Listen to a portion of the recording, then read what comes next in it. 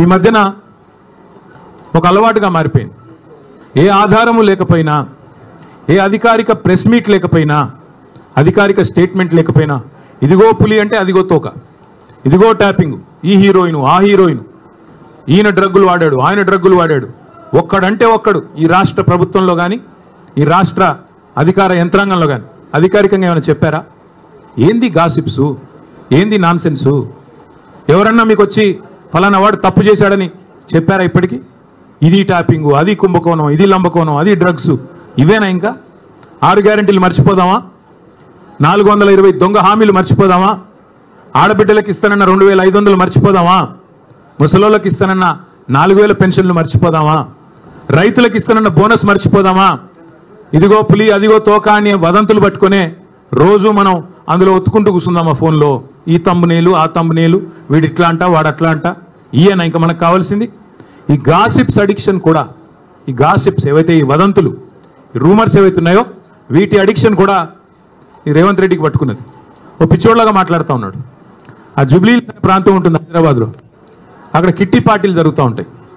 మధ్యాహ్నం కొంతమంది బాగా డబ్బున్నోళ్ళు కిట్టి పార్టీలు చేసుకొని వీళ్ళ గురించి వాళ్ళ చెవులు కోరుకోవడం, వాళ్ళ గురించి వీళ్ళ చెవులు కోరుకోవడం, అది జరిగేది.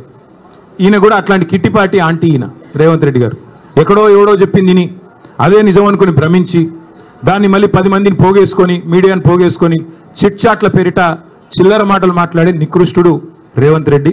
నేను అందుకే అంటా ఉన్నా, నువ్వేదో వాగేవు కదా నేను డ్రగ్స్ బిగ్స్ అని. దమ్ముంటే మగాడివైతే బయటికి వచ్చి పత్రికల్లో మాట్లాడు, నువ్వే ముఖ్యమంత్రి, నువ్వే హోంమంత్రి, ఏం ఆధారం ఉందో పెట్టు. అంతేగాని ఒక దొంగలాగా నీకు అలవాటైన పని చీకట్లో కూర్చొని 10 మందితో ఒకటి చెవులో కూడా కొరుక్కొని పనికిమాలిన మాటలు మాట్లాడుతూ టైంపాస్ చేయకు. ఇంకొక మాట కూడా అడుగుతా ఉన్నా నేను, ఈ శవాల మీద పిల్లలు ఏరుకోవడం ఏందే నాకు అర్థం కాదు. ఎవరో చనిపోతే దుబాయ్లో దాన్ని నాకంట కట్టడం ఏంది? నీ బొందా ఏమైనా జ్ఞానం ఉందా నీకు? అసలు ఏం మాట్లాడుతున్నావు? రాష్ట్ర ముఖ్యమంత్రివా లేకపోతే శవాల మీద పేలాలు ఏరుకునే దౌర్భాగ్యుడివా? నేను అందుకే అంటా ఉన్నా, నీకు దమ్ముంటే ఆధారం బయట పెట్టు, దమ్ముంటే ఏ టెస్ట్ చేస్తావో చెయ్యి, దమ్ముంటే నీ దగ్గర ఏం ఆధారం ఉందో పెట్టు. లేదా ఈ కిట్టి పార్టీ ఆంటీ లాగా ప్రతిరోజు ఇళ్ళ చెవు కొరికి వాళ్ళ చెవు కొరికి హెడ్లైన్లు మేనేజ్ చేసి మీడియాను మేనేజ్ చేసి ఎక్కువ రోజులు బతకలేవు.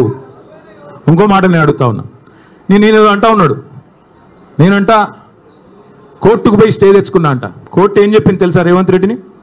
ఇట్లాగే పిచ్చిబాగుడు వాగుతుంది. నేను చెప్పింది ఈరోజు కాదు, 2021లో ఇట్లాగే సన్నాసి మాటలు మాట్లాడినాడు, డ్రగ్స్ గిగ్స్ అని. నేను కోర్టుకు పోయి పనికిమాలిన మాటలు మాట్లాడుతున్నాడు ఆధారం లేకుండా అని కోర్టుకు పోతే కోర్టు ఏం చెప్పింది తెలుసా? చెత్త మాట్లాడితే చెప్పు తీసుకొని కొడతామని చెప్పి ఇంజంక్షన్ ఆర్డర్ ఇచ్చింది. దాన్ని స్టే అంటాడు. ఈ మూర్ఖుడికి ఇంజంక్షన్ ఆర్డర్ తెలియదు, స్టే తెలియదు. చెత్త మాటలు మాట్లాడితే చెప్పు తీసుకొని కొడతా అని కోర్టు చెప్పింది, నేను కాదు.